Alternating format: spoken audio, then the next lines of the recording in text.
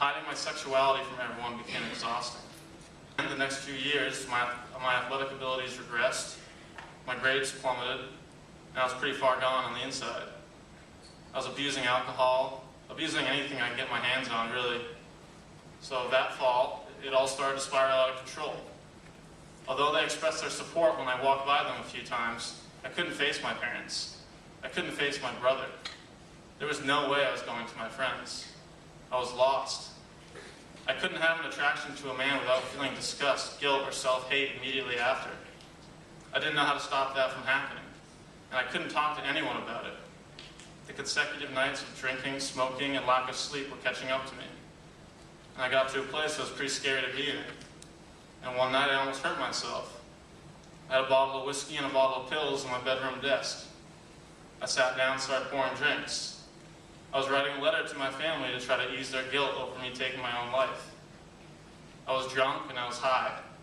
And I was really just out of my mind. I guess I realized that no matter what words I wrote down, I'd be hurting my family deeply. I walked down to my parents who were in the kitchen, and through tears, I told them that I'd almost done it. After that night, I started working to rehabilitate myself back to a functional person. It took time, and it's still a day-to-day process. And I've learned some things that I want to address to you guys. To the adults, teachers, and coaches, you can help create an atmosphere of inclusion by doing just a few small things that will make a big impact. Address your classroom or team at the beginning of the school year or season, and let the students or athletes know that all differences in sexual orientation will be accepted. Assume you have a closeted LGBT student in your midst. Make a clearly verbalized message to all your students and coaching staffs that words do matter, and homophobic slurs will not be tolerated. These words push kids deeper into the closet. And the message I want to get across to those of you who are straight is assume that someone around you is gay.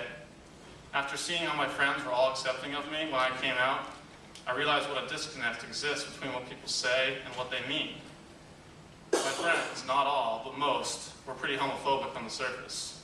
But after they realized I was gay, a lot of my friends, who were the most ignorant of offenders, apologized to me because they had no idea anyone around them was gay. And to those of you out there who are struggling with your own sexuality, the only advice I'll give you is to fearlessly be yourself.